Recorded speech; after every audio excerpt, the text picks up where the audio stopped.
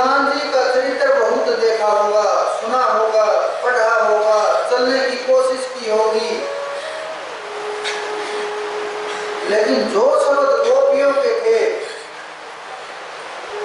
उन शब्दों का हनुमान जी ने हमने नहीं सुना, आज तक प्रयोग किया होगा, नहीं ही कर सकते, क्योंकि उनका भाव दूसरा है।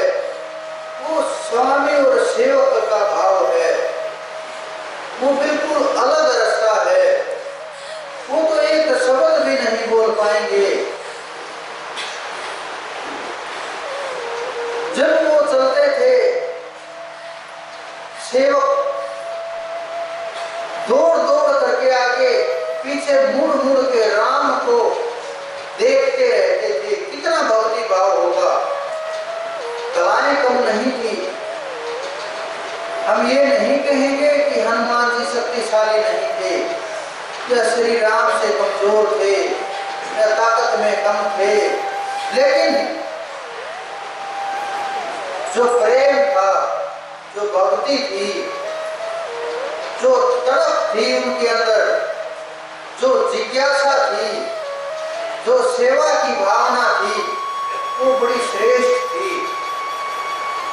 और जो समर्पण था, जो उन्होंने आदेश कर दिया बस कर दिया, जो बोल दिया बस बोल दिया, कोई प्रश्न नहीं, कोई सवाल नहीं, कोई विचार नहीं। लेकिन गोपियों का कुछ अलग ही भाव है। कन्हैया तक को गालियां देते जा रही हैं, रो रो करके कुछ कुछ बोल रही हैं, कुछ कुछ अपनी इच्छाएं पूरी करवाने के लिए कह रही हैं। आश्चर्य है, हर गोपी अपने आप को पूर्ण कर लेना चाहती है।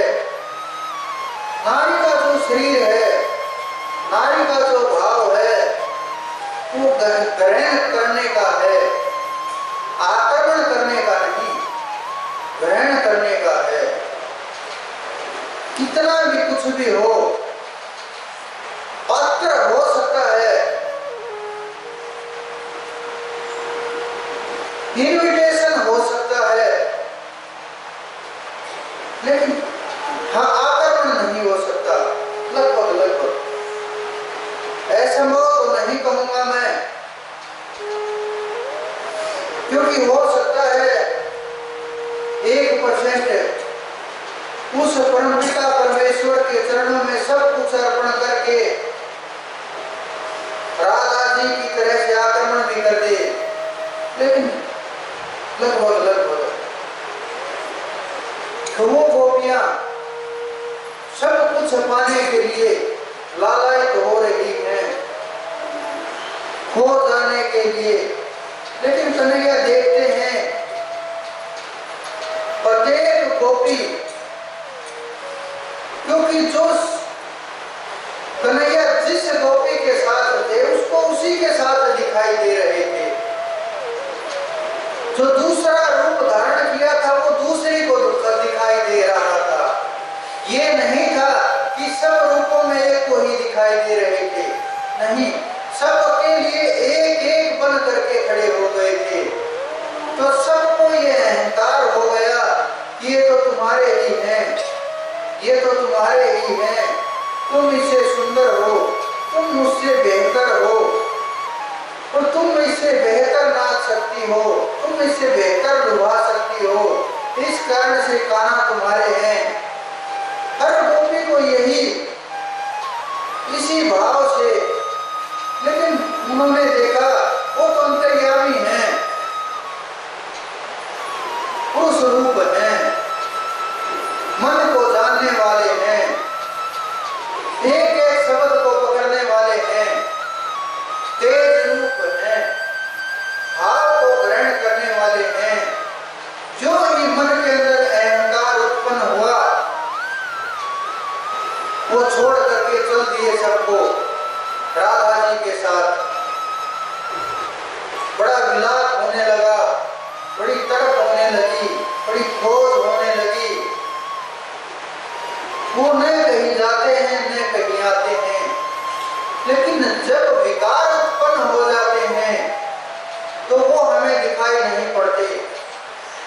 प्रकार हम सागर के अंदर अपना चेहरा देख सकते हैं, रुके हुए जल के अंदर, शीतल जल के अंदर, ठहरे हुए जल के अंदर।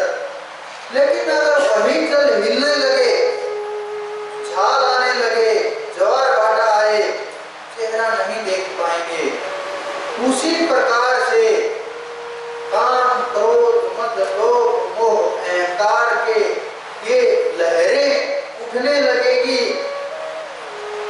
तो नहीं रोक पाएंगे, नहीं चेहरा देख पाएंगे। इसी कारण से उन गोपियों को नहीं दिखाई दे रहा था और वो विलाप करने लगी, तड़पने लगी उस ब्रह्म चेतना के लिए एक एक पल। लेकिन वो तो राधा जी के साथ जा रहे। फिर बड़ी अद्भुत घटना हुई, राधा जी को भी अहंकार हो गया। राधा जी को भी, राधा जी को जब अहंकार हुआ तो उन्होंने रास्ते में ही कहा कि मुझसे चला नहीं जा रहा, कान्हा आप मुझे अपने कंधे पर उठा लो। बड़ी आश्चर्य में घटना, बड़ा अद्भुत। कान्हा देख रहे कि इन्हें भी अहंकार हो गया और यहाँ भी प्रभाव हो गया।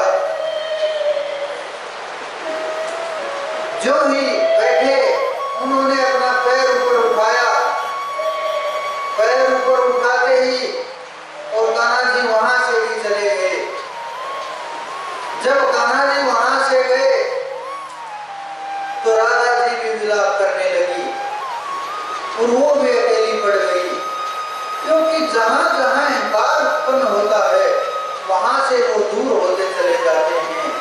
जहां जहां भाव परिवर्तन होता है उससे वो दूर होते चले जाते हैं। जहां जहां शरणागति पर प्रभाव होता है, जीव अपने आप को पूर्ण रूप से प्रस्तुत कर दे और फिर वापस समय सब कुछ उठा करके ले जाए तो फिर प्रभाव होता है। फिर वो ठाकुर जी हंसता है कि एक बार दे देते हो फिर अपने आप को उठा ले जाते हो, एक बार शरणागत हो जाते हो फिर वापस ले आते हो। बड़ा अद्भुत खेल है ये उस परम चेतन